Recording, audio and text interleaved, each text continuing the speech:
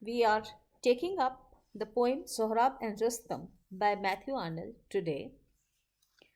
And before we begin with the introduction to the poet, we will have a quick glance at the story of Sohrab and Rustam as mentioned in the epic. The tragedy of Rustam and Sohrab has been mentioned in the 10th century Persian epic Shahnama by the Persian poet Firdausi. And it tells the tragic story of heroes Rostam and his son Sohrab.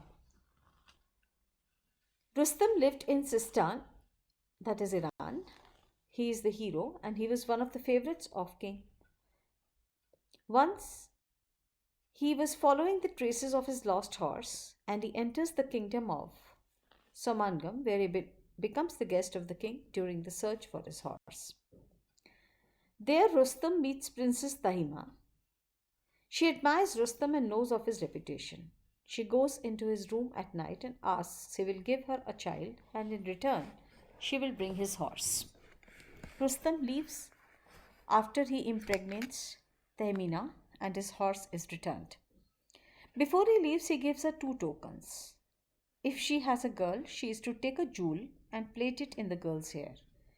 If she has a boy, she is to take the seal and bind it on the boy's arm. 9 months later, she bears his child, a son, whom she later named Sohrab. Years go by before Rustam and Sohrab meet. Finally, a new war between Iraq and Turan is on the horizon. The two armies face each other and prepare for the imminent battle. By then, Sohrab has become known as the best fighter of Turan army, but Rustam's legend precedes him and the Turan army cows before the hero. No one else dares to fight Rustam, so Sohrab is sent to wrestle with the legendary hero. Though Sohrab knows his father's name, he is unaware that the man before him is Rustam. On the battlefield, Rustam and Sohrab fight for what seems like an eternity, neither knowing the true name of his opponent. And after a very long and heavy bout of wrestling, Rustam breaks Sohrab's back and stabs him. Sohrab, dying, tells Rustam that his father will avenge his death, and only then do they realize their identities. Sohrab produces the armband amulet that Rustam once gave Tahimina, who she gave it to her son to keep him safe during the war. Rustam grieves heavily but cannot save his son. When she finds out her son is dead, Tahmina burns Sohrab's house and gives away all his riches. Then the breath departed from out her body and her spirit went forth after Sohrab her son. Now, this is the plot of the poem. The story of Rustam and Sohrab has been converted into a poem by Matthew Arnold very beautifully. Before we read the poem, we will take a quick look at Matthew Arnold's biography. Matthew Arnold was a British poet and critic during the Victorian era. He was born in Laham, a village in the valley of the Thames. He spent his childhood near a river, which would act as a great influence in his life later on. In 1837, he attended the Rugby School, where his father was the headmaster. And he attended Oxford beginning in 1841. He focused less on his study and was regarded as dandy during his student life. The youthful frivolity displayed did not last long, as Arnold took the post of private secretary to Lord Lansdowne in 1847. He got a job as inspector of schools in 1851 and for 35 years he assumed this position. During 1860s, Arnold acquired his reputation as a critic and shortly after became a public figure. His major works during this period include Essays in Criticism, Culture and Anarchy, and Literature and Dogma.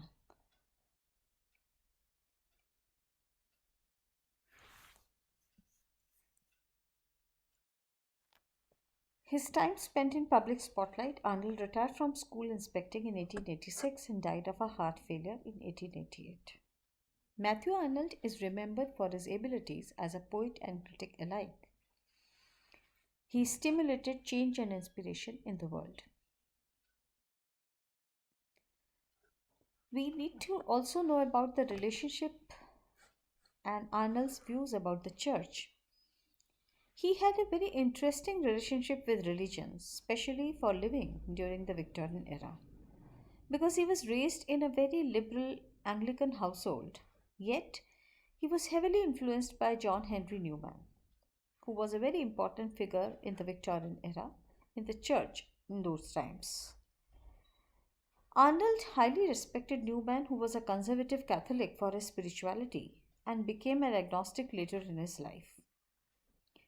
Now, although he had his own religious doubts, a source of great anxiety for him, he sought to capture the true essence of Christianity in many of his essays.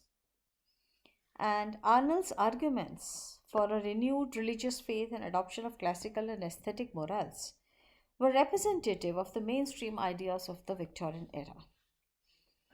At this point of time, we also know that Oxford movements of evangelicals worked to re-establish the morals of Christianity in everyday life.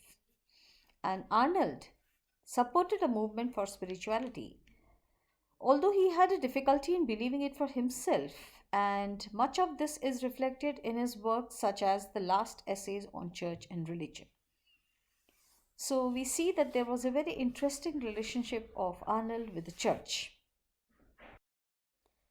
When we talk about the poetic achievements of Matthew Arnold, now talking of Arnold's reputation as a poet in the history of literature and history of ideas, we know that he was accompanied at the time he could not spare time for his official duties. And his first volume of verse, The Straight Reveller and Other Poems, was published in 1849, which was followed by the same title of poems in 1852.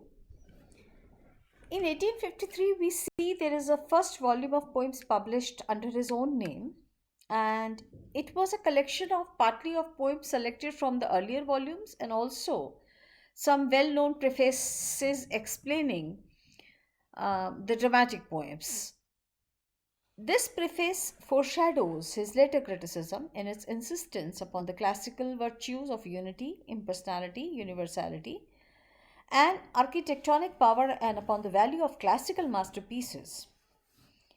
Now, other editions of Arnold followed later on, where we see Arnold's classical tragedy, which appeared in 1858, and the new poems in 1867. Now, talking about Rustam and Sohrab, this is a poem which is taken from a longer narrative. A simple episode is taken where Rustam and Sohrab fight with each other, not knowing that they are father and son.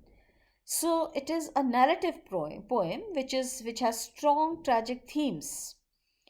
This poem retells the famous episode by, although we discussed it earlier also, that it has been taken from Shahnameh, which is Firdausi's Persian epic, how the great warrior Rustam unknowingly slew his long lost son Sohrab in a battle or in a single combat.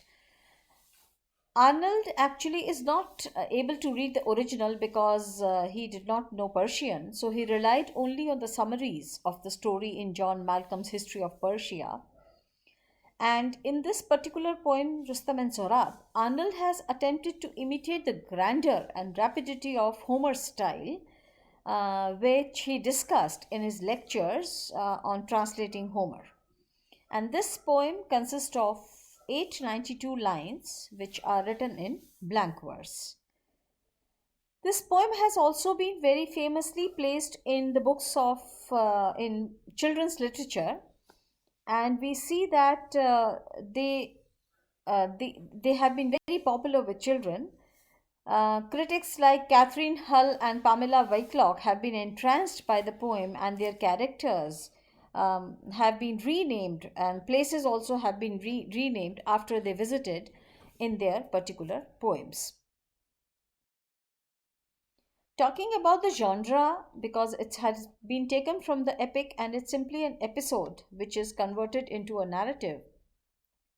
So we see that he was a young soldier who was born among the Tartars, and he pursued a truce which was arranged for him to challenge the Persians to fight a single combat.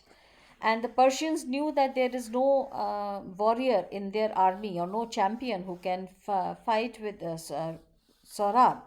So the hero, who is reluctantly agrees to their cause of championship and provides to fight the unknown, and as a result, these two warriors, they engage in a contest, and this leads to the mutual grief, because we know that it is a grief since both the father and the son, they were unaware of their identities. So this is a tragic poem which is a sustained piece of, we can say, dramatic irony, because it differs in epic style. And the secret, as discussed by T.A. Copeland, he says it's a secret which hovers very close to disclosure, and that is what provides a very tragic ending to it. Otherwise, it would have been a happy ending were it to break forth.